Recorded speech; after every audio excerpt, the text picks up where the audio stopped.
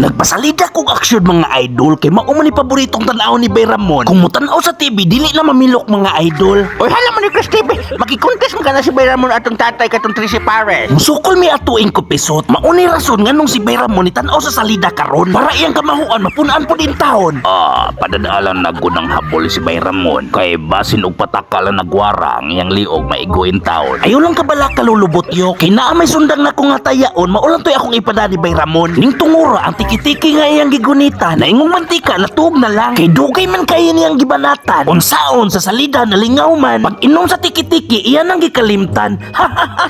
Imna bay? Imna.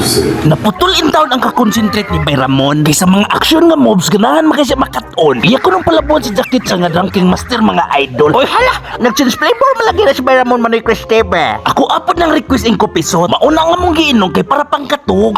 Busy ka kay na ni Bayramon manoy Chris TV. Aw iya rang ilimugmog lulubot yo. Ning tungura gitagayan ako niya. Kay sa tan-aw niya giuhaw na sad ko ba. Tiki-tiki boys pod bayata. Mauni vitamins kang purting lamia. Makapabright ug makapahinsog pa. Unya si Bayramon walay kumpiyansa gihipos na dayon niyang botilya. Kay basin manggigil unya ni siya. Makasuon siya sa salida. Makuptan niya ang botilya unya ilang buyog unya niya. Nangoy.